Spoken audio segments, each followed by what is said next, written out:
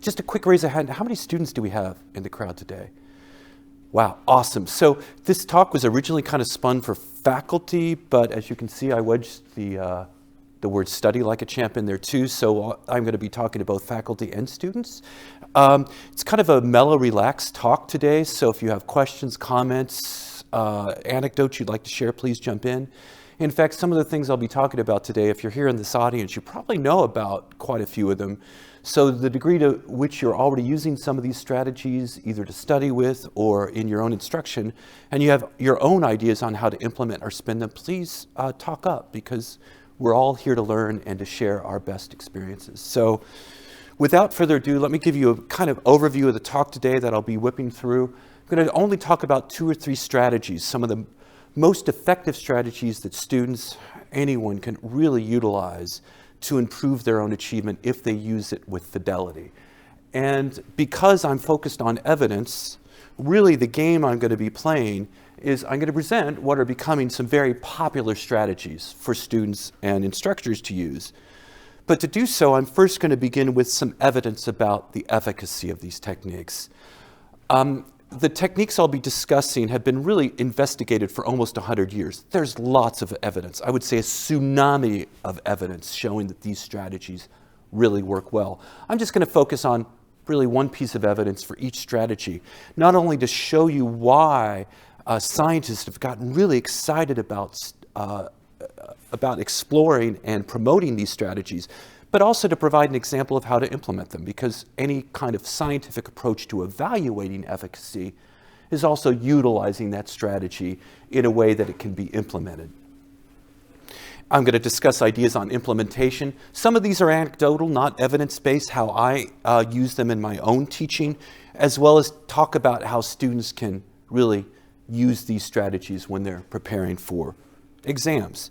And then I want to hear about your successes as students and instructors. Feel free to chime in, raise your hand anytime for clarification, or to share some of your own story. But for right now, I want you all just to, real quickly, whether you're an instructor or a student, just think about or write down one thing you do well that you would share with your grandmother. Okay?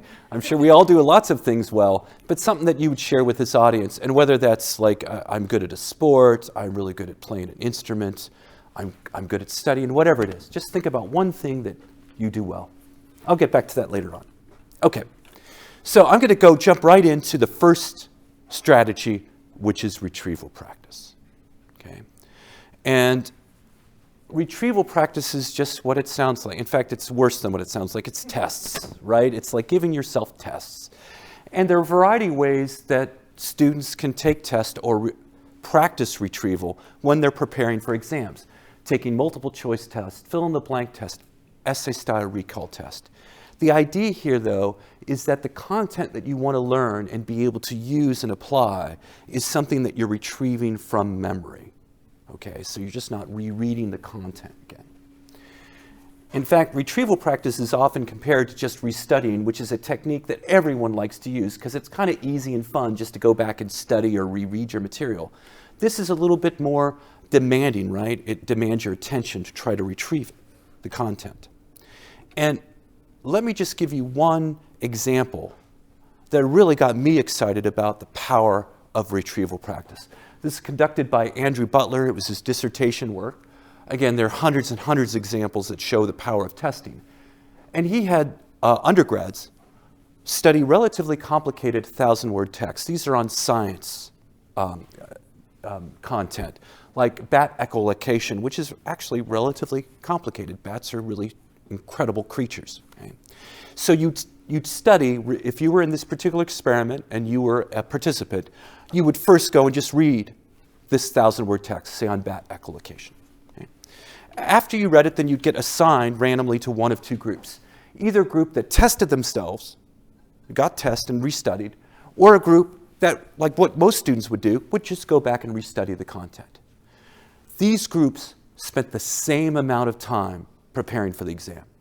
That's critical. So all things were equal. Okay? For the group that tested themselves, they would be asked, well, how does echolocation work? And the students would just do their best to write down the answer. That's it. Or another question might be about effect. How many bat species are there in the world? And they just do their best to recall that. Okay. After they went through this test across the text, then they were allowed to look at the text again. Okay. The restudy group was just given the text back and said, you restudy this for as long as you can. The amount of time on task was the same for these two groups. Okay. So they spent the same amount of time. No doubt the group that tested themselves and restudied spent more effort, right? Because it's effortful to try to recall content. So this would be a question for the test, for the practice test, just, how does echolocation work? The students would just write down anything they wanted to do. Okay? And then 1 week later, okay, this is a long delay, they had a final test, and this is absolutely essential. The final test was comprised of new inference questions. So it's not as if those who were tested just got the same test questions back. Okay? They got these new questions. So for instance, they might be asked, how does a bat know whether an insect is moving toward them or away from them? Okay. Content, you should be able to answer that question if you understood the text, but in no place in that text was that information there. Okay? So you'd have to infer things that we as instructors want our students to do, to use the knowledge that they're gaining. And here's some outcomes. Regardless of whether these inference questions are about facts or about concepts, note that the final test performance is about double when students were tested first and then restudied. Okay? When we move on to the concepts, we'll see the same advantage. Again, time on task was equivalent. So just taking that test really improved retention and ability to use that content. And we see that over and again. It's a dissertation, so there's lots of replications here. You have to really show that this thing works. Okay? Now, this is by no means an isolated study. This has been replicated lots of time with lots of different materials, just showing you get a major bang for your buck when you spend the extra time trying to retrieve content and not just go back and restudy it. One more example, just to give instructors here an idea how this can be used. This is a course on brain and behavior. This is totally online, and the students could earn course credit for completing a weekly activity. Okay? And the weekly activity was either they could take practice tests with feedback, they would restudy the content, same content again, or there was no further practice with the content. Okay? Again, very simple intervention. Either have them restudy some content, right, outside of class, or have them take practice tests.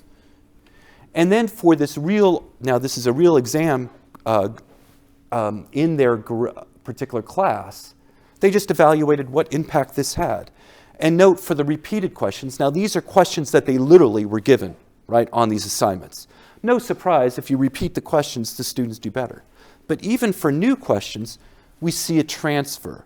And this transfer for instructors in here can be actually relatively extreme if you set up your multiple choice or your recall questions appropriately. We could talk about that later, because you want those multiple choice questions to have alternatives that are seductive lures, that make students think. And it turns out while they're thinking about the alternatives, they're actually learning about them. Okay? And hence you get broader transfer for using this technique. A couple things. This is now just, those are a bit of lots of tsunami of evidence about how effective retrieval practice is. First thing, I often hear from students, well, that won't help me. I'm sorry, yeah, it will. Yeah, it will, if you use it right with fidelity, right? This helps honeybees, it helps dogs, it helps, all these things help, if they help animals learn better, they help students, okay? Help students with ADHD in particular, okay? Because why does retrieval practice work?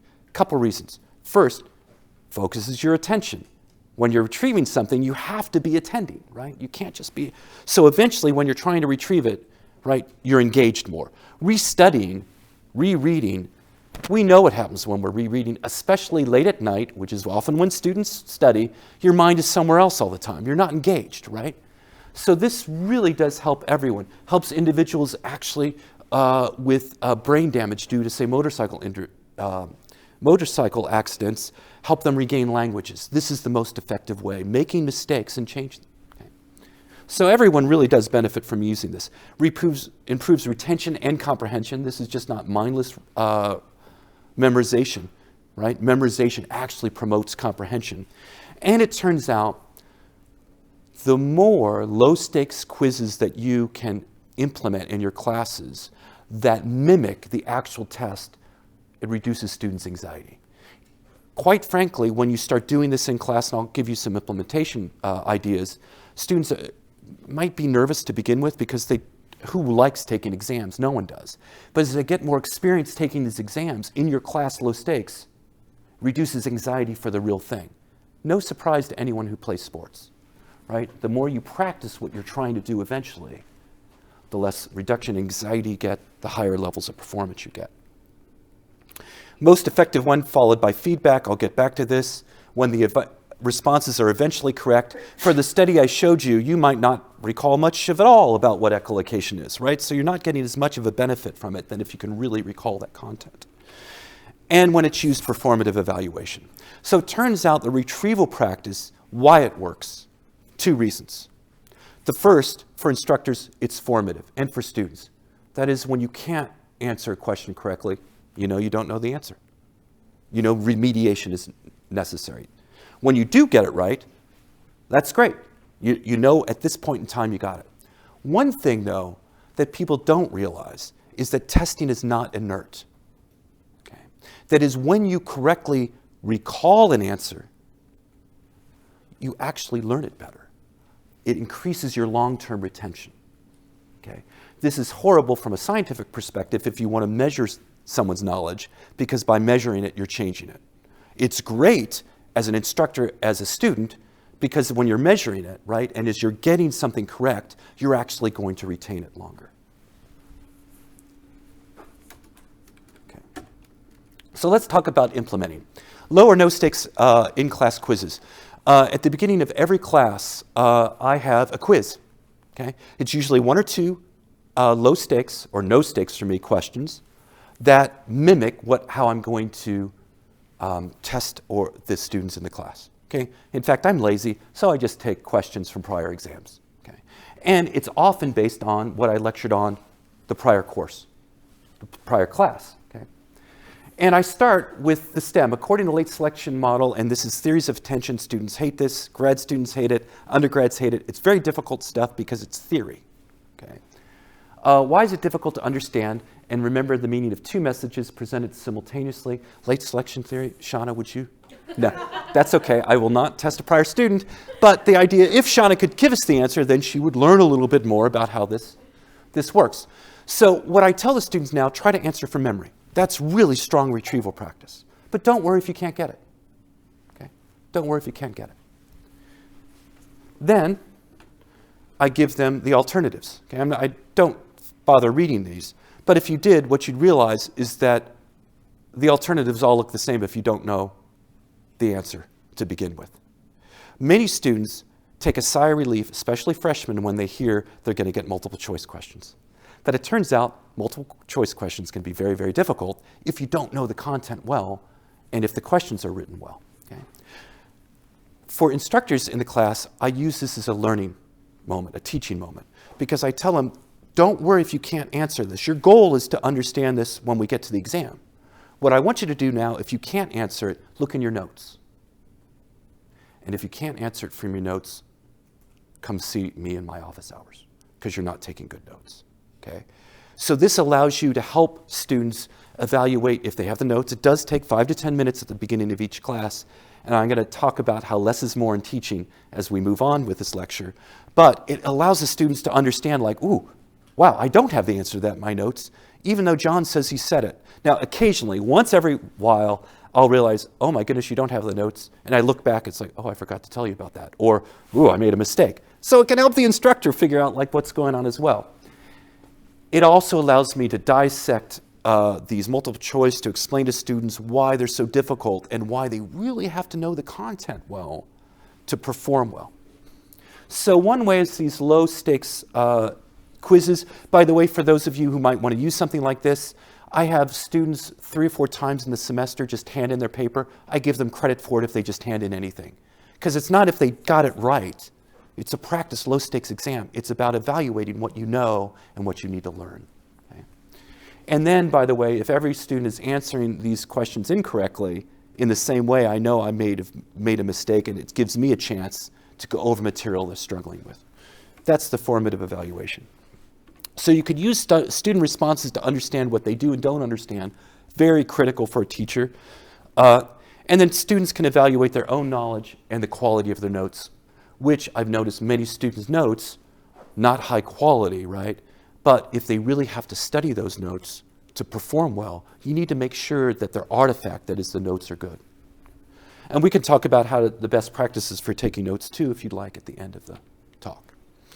Another way to do this is free writing. I used to use this a whole lot, and it's just simply by asking a question.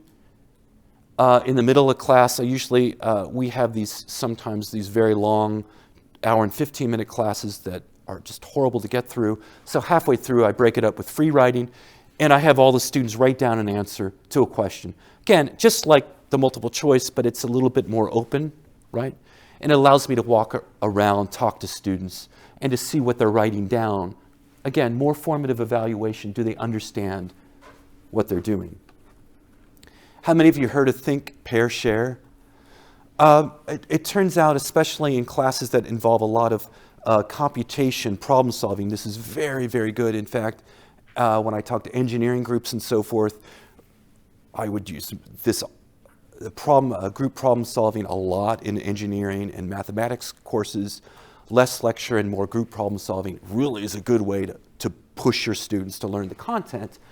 The difficulty is, why I have think, rethink, is often students get used to this, and what they do is wait for the pairing to draw content from other students, and you want them to write stuff down. Say, after you've thought, think some more, and just make sure they're bringing something. So if you're a student in here, and you found yourself playing this think, pair, share, please engage in it. It really is useful. And it's not to embarrass you that you don't know that content. It's to show you that maybe you don't know it well enough, and that you can get help from some of your peers to learn it a little bit better, right? So this is all about the learning. It's not about the evaluation, right? It's about knowing what you know and don't know. And for those of you who don't know what this is, you pose a question like with a free write. After students write it down, then you have the students get together and share their answers in groups of 3. It's a really kind of a good size. And then you bring it back and you take the students' answers and you talk to them about it. What do you mean by the rethink again? Rethink, because when I walk around and students are supposed to be writing down what the answers to questions or what they're supposed to discuss, and 50% of them haven't written anything down, it's like I stop and encourage them, please, no, really, I want you just to think this through a little bit. It's okay if you don't have an answer. In fact, I think a lot of the retrieval practice is just to really emphasize, it's okay if you don't have an answer, right? The idea is we're working together as a group, so eventually when we give you the high-stakes exams, you'll have answers, correct answers, and really understand the material well. So learning is always going to be a struggle if you're learning something worthwhile. Anyone who stands in this room in my position to says, I have a technique for you that's really going to make learning easy, you can just stop listening to that person. Learning is not easy, right? These strategies are going to actually make it harder to begin with, right? They're going to make you struggle more to get the knowledge that you desire, but then they're going to allow you to retain that knowledge, become an expert in everything else. Okay? So retrieval practice is what to do. Actually, I'll stop now. Any questions, comments? Yeah? So regarding retrieval, it seems to me that recall prompts recognition just because of the more effortful process involved. Love that. Wow. Come on up here. This is great. Yes. So the first question is that universally the case, or is that ever moderated by the type of knowledge that you're studying? Yeah, well, it can be moderated along multiple dimensions. Okay? It just depends how you develop that multiple choice question for recognition or the recognition. So just the alternatives that I develop, which, how many of you all have developed multiple choice questions? Okay, I say I'm lazy, but if I have a good one, man, they're tough to come up with good ones, right? So it's like you hold on to that with dear life. But good ones are really going to push the system. Here's a ludicrous dimension of which they can become equivalent. I can give you 30 choices, right, to a multiple choice question. Now it's essentially recall. 'Cause, in fact, by the way, for any students out there, here's this is extra content that wasn't even my talk. One strategy that's really effective for taking multiple choice tests is to not look at the choices, okay? Look at the STEM, try to answer the question before you look at the alternatives. It might produce a little anxiety, but if you can do that, students who use that strategy perform better than students who don't. You're less likely to get pulled by a seductive lure that us teachers are trying to put in there to really evaluate your knowledge. So it's a good strategy. Did that answer your question? Okay. Yeah, and then the second part was, what are some strategies to transition from recognition to recall? Exactly what you're saying. Literally, I can recognize it now. Next time, let me try to retrieve it from memory. Note that if you can't retrieve something critical from memory, you do need a restudy. So that's kind of the recognition process, because you'll recognize it as true, but now you're going to have to use some companion strategy to help you memorize it. So when you come back for the next recall test, you've nailed it. Okay, so it would be a transition from studying to kind of recognizing to retrieving, right? I tend to just throw myself in the deep end, see if I can recall it. If I can't, then I take steps backwards. I was just curious if you had like a preferred method for like testing, because just for example, I took a neuro exam and I completely bombed it with the multiple choice, but she was like, but you knocked it out of the park with the essay, and then the essay was the stuff from multiple choice, but because of the two answers that were like really close, and I was very sleep deprived, it was just, so does that, like, do you feel like multiple choice can do a disservice to students with, like, learning disabilities? No, not the disservice, but they can be challenging in other ways, right, for all students, whether you have learning disabilities or not. And it's partly because, again, it's that, it's almost naivete, not realizing how difficult the multiple choice can be, because I might have just enough knowledge about a concept to cobble together an essay that where let's face it, the instructor might say, yeah, that's good enough. But now if I have that concept that I kind of know and another concept I kind of know that are similar on a multiple choice, now I'm confused. Right now, flip a coin. So there can be multiple choice can be more difficult, right, than that essay question where, quite frankly, when I was a student, I didn't know the answer to an essay question. What I did was like, okay, I can produce a lot of words here. And the more words I produce, I think my grade is going to get better. And because it's kind of, it's water torture for the faculty member when they're grading. It's like, they're going to give up. So, yeah, I thought there was one other question. Yeah. Do you not require, but do you make your students take notes? Like, if they're not No, I don't make, no, but this is philosophy thing. I don't make my students do anything. Okay. I mean, these are college students who are paying to come here. What I will have them do, if they're showing that they want something from me, then I'll give them everything. But demand something, I don't even demand class attendance, although I'm confused.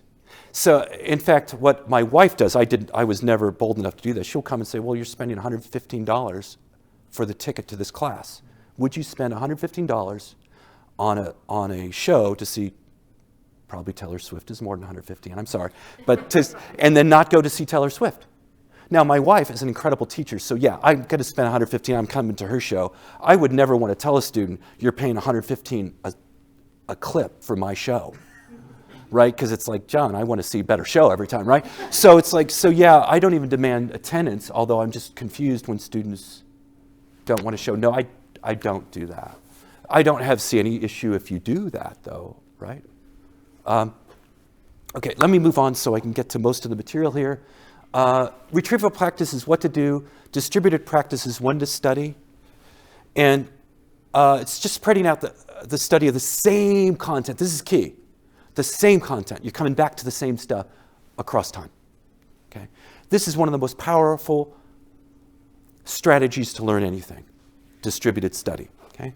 I'm not going to go into any of the evidence because it's all honeybees show big effects finding honey when they have distributed practice. It's the opposite of cramming, okay? How many of you cram to prepare? I'm just like, if you're not raising your hand, you're lying to me. It's like, this is like, are you a liar or not? Everybody, I crammed, okay? And I would never tell students not to cram because everyone wants to study the night before. It can reduce anxiety, all these other things. What I will tell students, though, please don't be sleep deprived. Try not to cram past midnight. Getting a good night's sleep is so important. That's not part of this talk.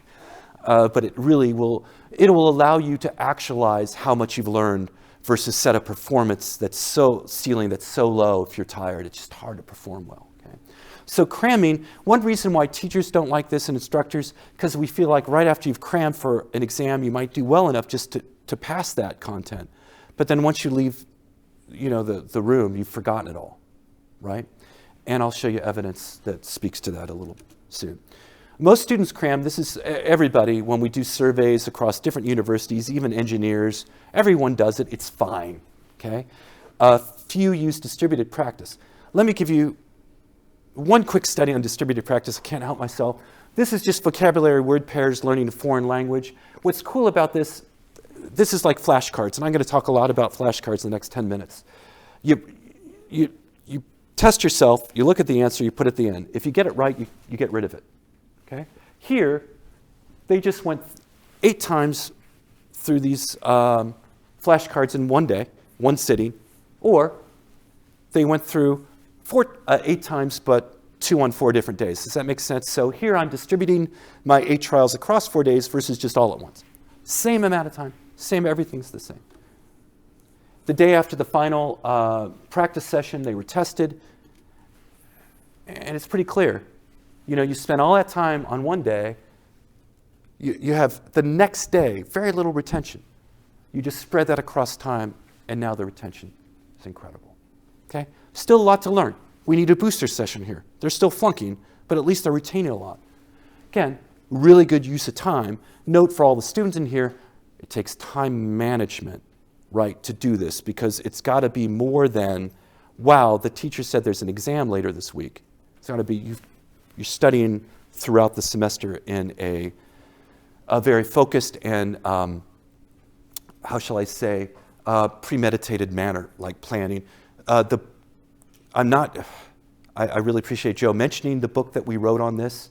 I'm not here to push the book, but the most important chapter in that book is about how to manage your time, right? If I could teach students, this is for the students, sorry instructors, if I could have you leave Kenyon with anything, it's good time management skills.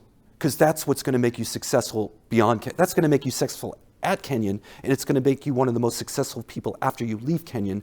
Time management. Making decisions about what you want, planning to get there, and then managing your time to get there, period. If you read anybody's autobiography that someone, by the way, wrote for them because they're famous, all of them include, I really knew what I wanted in life, I developed a plan, and I managed my time to get there. Everybody. Okay. Anyway. Members are allowed to listen to that part too. Well, okay. Faculty, please listen too. I digress, however. Let me get back to space practice.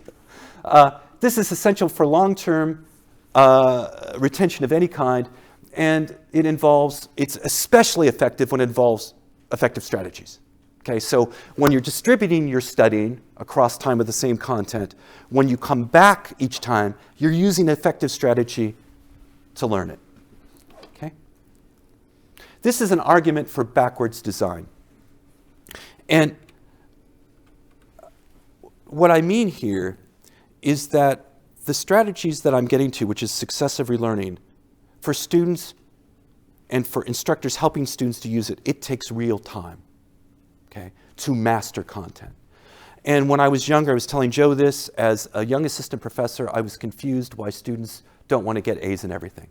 I'm no longer confused about that. It's okay. You do not have to, if you're a student in this class, now instructors can do this, you decide what you want to do well in. But when you get that class you really want to excel in, you're going to have to use strategies that can get you there. I never want you thinking, oh, other people are talented and they're good at this, I can't do it. No, no, no. The people that you think are talented at something have just used the time to learn the content well.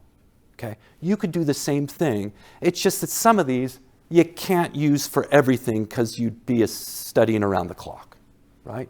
So for teachers, this is an argument for backward design because less is more. What do I really want students to learn? So consider any class that you remember taking outside of, this is for instructors.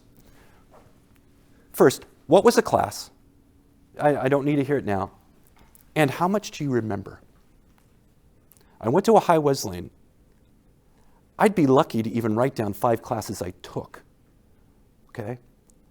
Let alone tell you what I remember from them. Outside of my major, I know a lot about my major, right? Why? Well, because I keep going back to it because that's what I do in my life, right? I have a lot of distributed practice on cognitive psychology.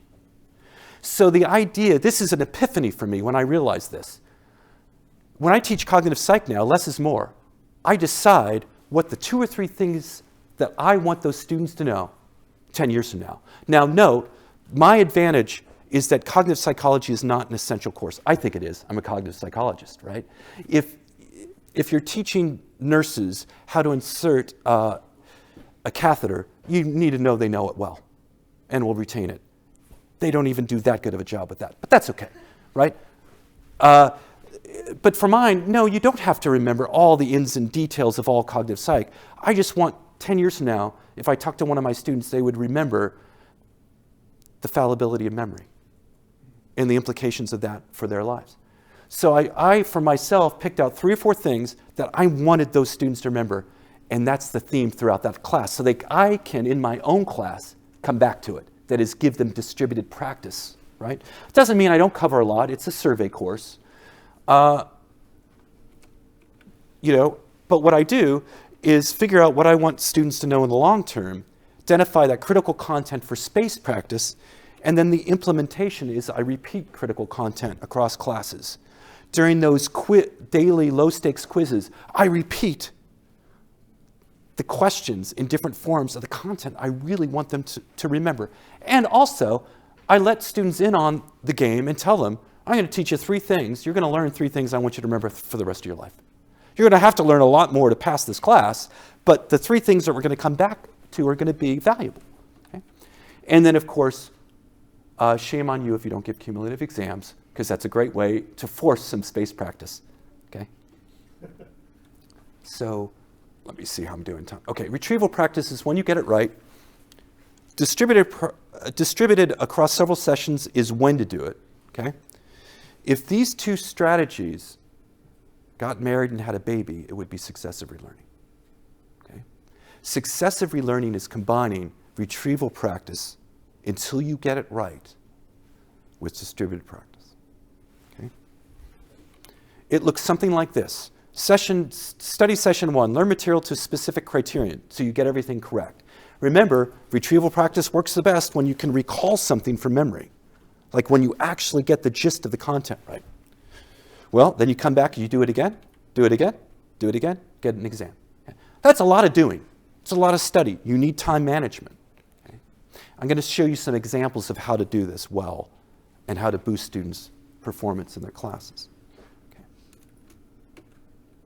Note, the reason why successive relearning is critical, I got really excited about this study. But note, if this were a real exam on bat echolocation, my best students failed it. Right? So we need more.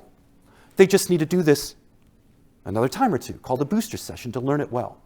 Okay? What gets me is this. Okay, now yell out one thing you do well. Anybody? Fashion. What was that? Fashion is good. Anything else? Students. What? I fry a good chicken. Okay, well, you know where we're going to. Actually, that made my mouth water. We won't start there. Yeah. What? Viola. Great. What else? Sports? Come on. Yell out. Archery. Archery. Awesome. Roller skating. Roller skating. Awesome.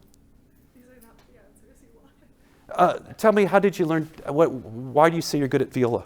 I don't mean to pick. I'm not picking on you. Just. I'm trying to want to become a professor in it one day, and I think it's very important for me to be able to analyze my skills from an objective perspective.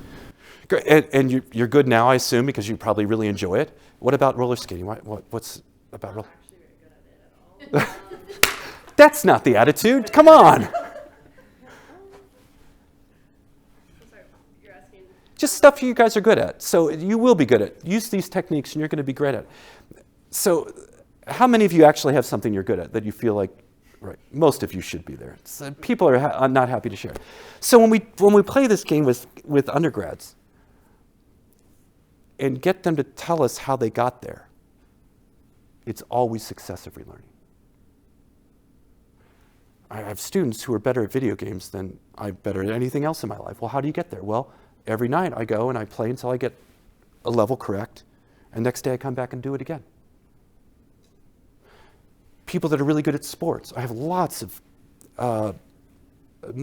my friends' kids are great at sports and they're struggling in academics. Well, how do they get good at sports? Successive relearning. So this strategy is essential for long-term retention and mastery. The reason why I'm good at cognitive psychology is successive relearning. How many of you instructors say, well, you know what? I thought I really knew my discipline, but after I taught the course 5 times, then I really knew it. Yeah, successive relearning, right? So something that we naturally use to master everything outside of academia, students don't use to excel in their classes and master, okay? And I'm telling you, use it for those courses you want to excel on. Use it for everything. Well, if you don't have a life outside of a Kenyon College, which is fine, then use it for everything. But certainly for those courses you really want to excel at, manage your time, set up sessions to use this for so that you can master the material. That is, you keep going back, practicing until you get it right. Go back again, practice until you get it right. After a while, it will become fluent, right? You'll play viola like, what the world's going on here? It's amazing what kind of gains you can make. Yeah. Clarify going back and relearning it. Is that to a higher criteria? Nope, not necessarily. In fact, what I'm going to show you now, you just go back till you get it right again. And because what happens is we can master something, even something conceptual. I used to be a whiz at Bayesian analysis before it's really come on the last 10 years, but I've forgotten all my beautiful knowledge about it because I don't use it anymore, right? So even there I'd have to go back to recapture my understanding of it, right, to get a booster for it. It turns out that in some contexts it's called permastore. You learn it well enough, you'll forget it one day when we're, kind of bearing you, so to speak. So there's some things that you will never learn, but it's stuff that you've used this over and over and over again for. So let me just show you outcomes from one study. I think I'll be running out of time soon. This will kind of show you how to implement successive relearning in the context of an experiment. Okay? And this is intro psych class that we teach at Kent State, taught by Sharon Scaratelli.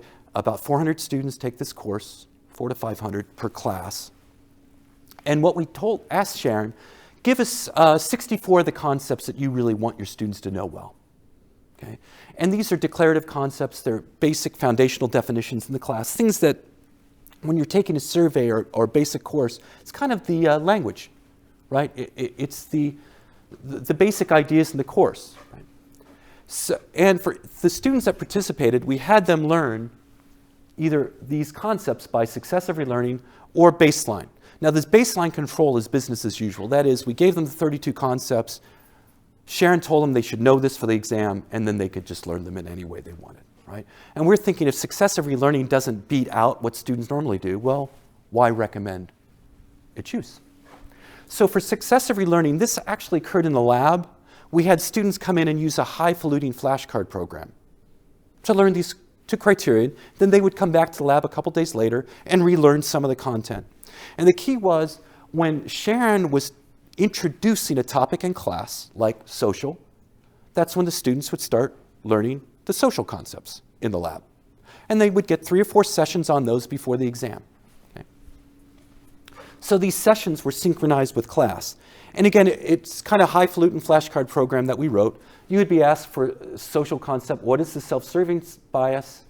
The student would type something, anything they wanted to, right, because they're just learning the content. The students were told, tell us what you think it means. We didn't want the verbatim definition, just give us the gist. Okay? When they were done, they would score their answer, like how correct is it? We'd give them feedback to help them score, and then they would restudy the correct answer. Okay. What makes the success of relearning for that particular session, we would have them learn 8 items from a particular area, like social, and they would just keep going until they could correctly recall the gist, right, for that session. Admittedly, for all you students out there, for these difficult concepts, it would take them 30 to 40 minutes to learn 8 of them, to recall, during session 1. During session 2, 15 minutes. During session 3, 3 to 4 minutes. They'd come in, they just know it cold. It was the only experiment I've ever run where I had students come in to say, can my buddies get involved? And they would come, I can't believe how much I can how well I can learn this. It was like an epiphany for these students, like, whoa, I'm blowing myself away that I could learn this so I can retrieve it and I could tell you what this means. Right? It's a different feeling having the content right here in the tip of your head versus having kind of a casual acquaintance with it when you recognize it, right? All right.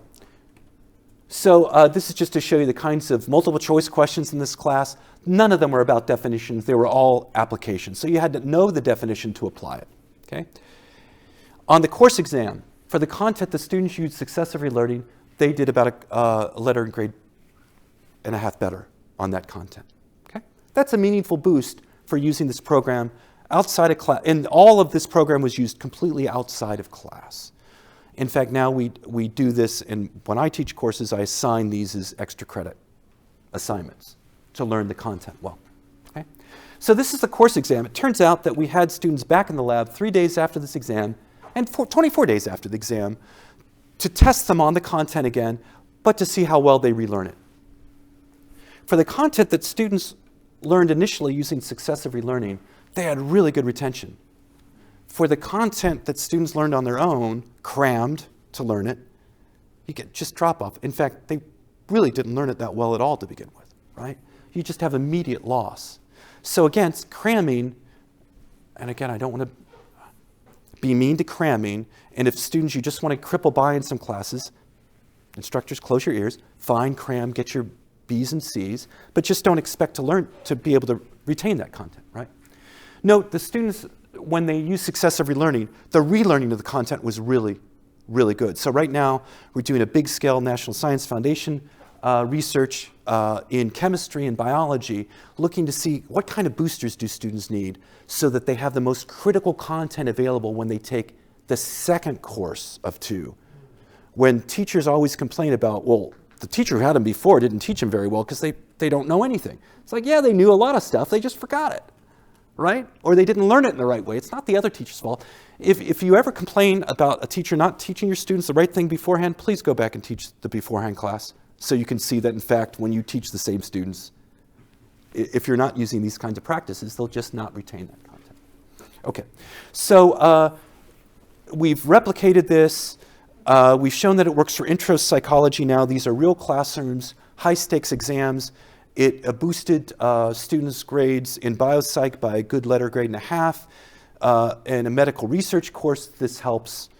Cognitive psychology, it's boosted students' grades, so on and so forth. So these are just classroom experiments, quite frankly, to demonstrate for me, who's an evidence-based education reform individual, that this really is worth it to students to use when, as a student, you really want to excel in a class. So implementing, encourage students, and I would encourage all the students now, keep going until you get it right, right? It's like I'm a would-be guitarist. Now, when I'm practicing a new guitar lick, I just keep slowing it down until I get it right. And then I start speeding it up, right? You go until you get it right, you put it down, you come back again. And what blows me away, I'm a horrible guitarist, but I'm using this kind of stuff and I slowly see myself getting better. I mean, there's going to be a cap on how well I can get, but using the right strategies really can promote learning and retention. It turns out, and for any of students who already use this, one thing that benefits, the mastery experience increases confidence. Once you use this in one area, you'll realize it works really well, and then you'll have confidence you can use it somewhere else if you want to. That is, from now on, for the students in this room, I don't want you to say, I can't do something. I want you to say, I don't want to do something. Because you can do anything here at Kenyon. that you decide you want to. If you, right, spend the amount of time that it requires and you use the right strategies, okay? Again, also, these kinds of quizzes and cumulative exams, they encourage spaced practice and they can reduce anxiety. And really, this is all about developing the right kind of flashcard stacks for students. So most students say they use, how many students use flashcards in the audience? A couple of you? Okay. So if students use it, most of them say just for foreign language. It turns out flashcards can be used for very, very complicated content. It's just about learning stuff, right? If you need to learn calculus, which is tough and fun actually, you just have to solve lots and lots of problems. That's a practice test. So you get it right. Come back and do it again. And for me, calculus, then I had to come back, do it again, because it's tough stuff to learn well. Don't say you can't learn calculus, though. Say you don't feel like learning calculus, right? If you want to learn it, you take it, embrace it. So how can faculty help students here? Note, one thing that I do now in class is develop flashcard programs for my students. Why they like it is because I'm putting the content in, telling them, this is stuff I want you to master, right? And I give them very little credit to go and do it if they want to, right? It's extra credit. Most students embrace it, right? Now, admittedly, I had Kent State develop for me an incredible flashcard program that I know can be used to implement all aspects of successive relearning. Most faculty don't have access to that. However, it turns out there are a variety of flashcard programs available online, and all but one of these allow you to share flashcard stacks. So if you want to, as a faculty, you could put together, for the most important material that you want your students to learn really well, a handful of flashcard stacks, and then just give them students a schedule on when they should come back and learn and relearn and relearn. Students know what to do when they get there, right? So I highly recommend developing this. What I do, because I've taught cognitive psychology for 30 years now, is I know what content the students struggle with. And that's what I set the flashcard stacks up for, to help students learn the content outside of class before I lecture on it, so that when they come, I can help them understand it better. Because some of the content, there's no way they can understand it if they haven't memorized the bejesus out of it, systems that have many components to it. It's hard to use and apply those systems if you don't have all the content in mind. So I have them memorize the content really well outside of class, and then I breathe life into it inside of class, right? So this is one thing I highly recommend, is to develop these for students. Also, another reason, I love it when students take their notes and transform them into flashcard programs. The difficulty is for faculty out there, and for students too, students come to me because they know I get into this, they show me their flashcards, and often they're not very good. They test themselves on the wrong things. Note, for that example I gave you, we gave them, like, what is the definition of, say, long-term retention? And you have to come up with the definition. Students often just give themselves the definition, they just have to come up with the term. Well, that's not very useful. And unfortunately, sometimes students don't take very good notes, so what gets translated to the flashcard program is incorrect content. So the more you can do this for students as a supplement, the better. Now, for you students out there, many intro classes require you to learn a lot of content. Biopsych is very difficult. And if you teach biopsych, pre-apologies, I don't mean to be negative, there's nothing difficult about biopsych. Nothing. You just have to be willing to memorize a lot. If you want to become a medical doctor, sorry, nothing that difficult. You've got to memorize all. In fact, unfortunately for medical doctors, because all it requires is a lot of memorization, AI will be taking over soon. Okay? Thank goodness. We'll get into the cognitive psychology of being a doctor later on. Okay? But the idea here is that you can transform easily your text into flashcard programs just with sticky notes. Okay? So I used to do this before I even knew what was going on as a student. I did this. I did it with my hand, but now with the sticky notes, just put the sticky notes over all the content that you need to recall from memory. And as you're flipping through your textbook, then you could say, now to learn the language of neuropsych, right, which is the basic parts of the brain. If you don't know those cold, it's tough to do well in these classes. Well, you just go through, test yourself, and take notes on what you're getting right and wrong. You can transform your entire textbook into a flashcard program with all the work of transferring the content to a program. Okay. So a quick summary here. Certainly for the faculty, engage your students with retrieval practice. I highly recommend using low-stakes quizzes to the degree you can at the beginning of your classes, and tell your students exactly why you're doing it, right? I'm sorry if this causes a little anxiety to begin with, but it's going to reduce your anxiety and help you prepare, right? And for students, please do engage that. It's all about finding out what your students know, and it's all about, as a student, I understand that it's actually frustrating to find out when you don't know something. Because, man, I want to know it so bad, but I don't know it. You got to embrace that feeling. I know it's horrible. It's frustrating. It can be awkward feeling. Get used to it. The rest of your life is going to be that, right? But then also know that you have the skills to overcome that, right? And this is all about initial frustration and then having the epiphany I can excel, right? When I talk to students, when I was younger, and they would say, oh, I studied my butt off for this exam, but I failed it. My initial reaction is, you're lying to me, you didn't study. And now I realize, no, they aren't lying to me. They studied hard, but they used all the wrong techniques. So of course they're struggling, right? Now what I do is sit down, wow, you really do care, you want to learn this. Let me help you learn the right techniques so all the time you're investing is good time well spent, right? It's really helping you to learn the content well. And of course, encourage everyone to use space practice and successful relearning. For those of you who are developing and getting into new hobbies, please use this. It's frustrating, but you'll pat yourself on the back at the end when you start excelling in all aspects of life. All right, there's my silly little book. It's not, sorry, Regan, it's not silly, it's awesome.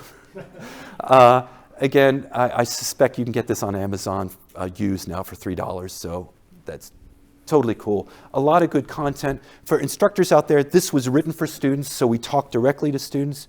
For students out there, we don't give you 300 things to do. I never found those self-help books very useful at all because you give me 300 things just as no, we just tell you the 5 or 6 things that you should be doing immediately that will transform your success here at Kenyon College. Okay? All right, thanks for listening. And I'll be happy to take questions, comments, or, yeah. I was wondering, is there a kind of a point of minimizing results after a certain amount of effortful recall? Like, does something get so hard to actually start doing that anxiety takes over, or that can degrade the result? There's always sweet spots to this kind of stuff. Especially if you're in a high pressure situation like a high stakes exam and now you start to struggle, right? The anxiety can kind of kick in, so to speak. This is where these techniques, especially say if you're going to perform, overlearning, right? This is, in other words, now you're going to come back and practice it yet again when you already have it down, often for performance, right? Because you want to overlearn it, which reduces anxiety. But everything has a sweet spot. What we don't know, you should come work in my lab, right? I love your questions. What we don't know, though, are what are the most optimal schedules. Like I'm telling you, successive relearning and distribute your practice. Right now, we can't tell you, well, how many times do you need to do it? The good news is, though, if you do distribute your practice, those retrieval attempts, right, going back to perform again, will kind of tell you whether you've had enough or not. Because when you go back again and you perform it perfectly, it's like, I'm doing pretty good. But when you struggle after a couple weeks off, it's like, no, I have to keep going back to do this again, right? My recommendations are based on taking classes where you have a truncated amount of time to prep, right? So that is, I recommend to students, at least have 2 study sessions a week for any class you want to excel at, and then distribute your practice like that. But so we don't know all of the best recommendations now, so to speak. But yeah, there's definitely a sweet spot. If you're going to perform, overlearning is really good, right? And if you get anxious, for students out there, if you get anxious when you're performing, the only way to stop being anxious is to perform. And after you succeed a couple times, you'll get less anxious. It's one of the best techniques to reduce anxiety. It's called exposure therapy. It's one of the things that clinical psychologists do best to help people out, is deal with anxieties. Right? I hope I really didn't answer your question, sidestepped it, but thanks. Yeah. A couple of questions. I guess with cumulative exams, at what point, if there is a point, is it too much content? Does that make sense? Exactly. So yes. I mean, to think about this in the context of this talk, I mean, what I do is I really, for my cumulative exams, now it's really going to focus on the big three. Like so all the peripheral stuff that I just want to, come on, we're all old school instructors. I'm very old. I mean, I was raised under like, assume the students learned everything, and then you could randomly choose content. I mean, how naive is that, right? It's like, don't have enough time, and I don't want them to learn everything. So for that cumulative, I pare down and I tell them, I'm paring down. These are the topics that I thought were, in fact, I telegraph that all the time. When I do the low stakes quiz, I remind the students, it's like, I've told you a couple times I'm lazy and I don't like to write these questions. So, maybe you might see some of these again on the exam, that kind of stuff. And, I'm doing this because I think this content is important, right? I'm surprised how much I need to signal in class to help students take better notes. But now I signal a lot in class, like, please, I just said this is important. Why doesn't everyone have a pencil up? Like, please get your pencil up, right? Now, that said, FYI, just full disclosure, cognitive psychology, there are 0 good textbooks. They're all fact listing, none of them about, so I do not use textbooks. I'm what they get, right? For grad students, they get core readings. All the textbooks, they're not cumulative. They don't tell the story of cognitive psychology. They're like, these are all the things I knew about cognitive, and I put them as silly. A lot of your examples had textbooks in them. Yeah, because everyone else but me uses textbooks. And I don't care about my SSIs anymore, so the fact I don't have a textbook, the students find that. Now, don't get me wrong. My class was inspired by a textbook that you can get online for $5. And I tell them, like, if you want a textbook, go get this. And it'll parallel the course if it makes you feel better. But I'm not recommending that for the instructors out there to get rid of your textbooks, because most students would go crazy without them. Yeah? Yeah, I just had a quick question. Given the importance of low-stakes quizzes in the presentation, how do you navigate around when you're teaching students who have accommodations for additional time for assignments?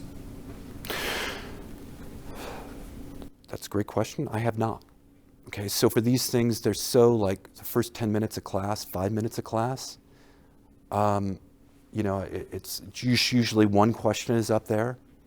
All I can tell you, I've never had complaints or concerns. Now, I do take my time. I like, do you need extra time? So I try not to be in a rush. Now, I do understand that there might be some classes that you teach that it's like, no, I can't give up that 5 minutes. If so, that's, hate it for the students. But no, I've not done any special accommodations like that. Don't get me wrong, when you take exams, sure, I mean, any student that wants to go to our services to take the exam, all of my exams are non-timed, so they can take as much as they want. The killers, how many students are still here? Sometimes I don't like to say stuff that students hear.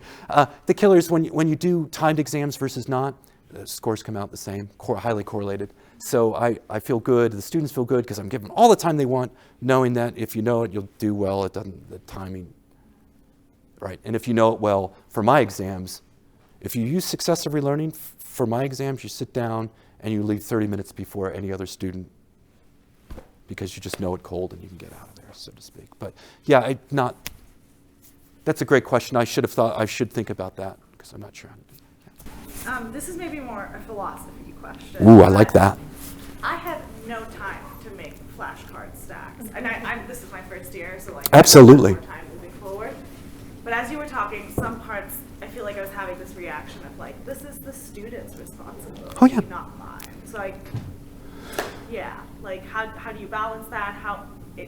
At what point does it become like you need to learn some of these skills on your own versus me sort of like really feeding it? So would someone else like to cover that answer to that question? That's just a great question. I mean, I've certainly gone from one extreme. Now I'm verging on the other, as much support as possible for the students.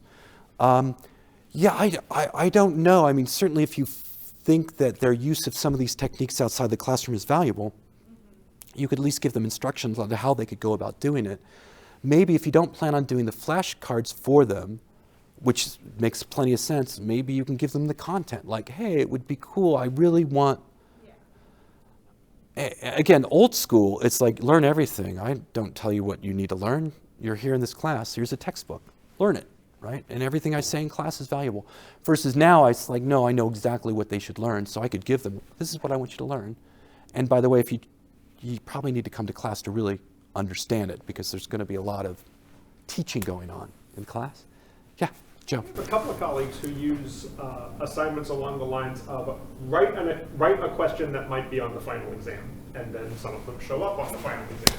And I love that. And the idea behind that is, like, you, first of all, gets you out of writing a study guide, and second, it allows you to say, okay, so here you're asking for super specific information that I'm not going to require you. And this is like, what building is the class in? That's not a final exam question either. So you can also, like, have a class discussion, but instead of you having to write them, and I imagine that something like that might be how you get over these are not actually very good flashcards. Yeah. Problem is, well, bring in your flashcards and we'll share them as a group, and then we'll figure out what we're doing there. So what I started to do, because I know now more and more students are using them, at least in my class, partly because of this, I do tell them, please, if you want, share your flashcards with me, and I'll check them out and tell you if, like, there's issues going on. I make the flashcard stacks for my students, but not a lot of them, because, again, I'm less is more, and I just focus on the content they struggle with. And I have a really cool program that Kent State developed for me, so I've got to use the damn thing. But these, they're not up there. If you write me, though, I can send you the paper that we evaluate. Yeah, that'd be great. Actually, an undergrad in the program wanted to evaluate all the flashcard programs because she used them, and so we wrote a paper together. I apologize, we are pretty well over time. Oh, sorry, that's my fault. I should ask you to help me thank Dr. Dunlosky one more time. Thanks.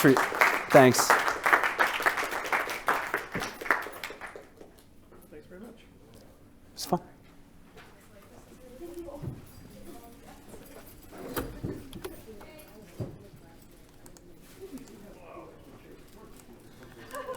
I want to go to the walkout at 12:45, but it's awesome. Good. How are you? Thank you so much. This was awesome. It's fun. I just Great group. haven't taught intro ever before, and there's exams, and I did have a student come up to me just Tuesday being like, you need to teach us how to take exams, and I was like, go away from me. It's weird. It's like it's kind of foreign to us. It's like, what are you even asking me to do? It's like, okay. You know, there's a pretty good chance that student experience of exam taking is radically different over the last 3 years. Because of COVID, so yeah, but I mean, so this is very good timing, because now I can be like, you know, you were right, here I am, here's some strategies, Right. but we covered it when we covered memory, but they just don't want to do it. Some of the application, as Yeah. much as it seems obvious to us Yeah, because of who we are, it's not obvious to students. So to take something like retrieval practice and to have them tell me, it's like, well, that will work in my foreign language class, Yeah. but that doesn't work in chemistry, suggests that they just don't understand how to translate it. yeah. So it's, Yeah, and no, that was everybody, like a it's whole not, it's, section on how to study for oh my exams. God. And then the other thing I wanted to throw it out Yes. is there are definitely some people who do need meds for anxiety. Like exposure would not work for them. As a counseling psychologist, I think that's maybe not the greatest thing to say to an audience of students, because you might have something just like, I do think exposure is Of course they do. Do you need help carrying equipment working with this? If you're asking, sure, yeah, if you're offering. No, I was just like, I could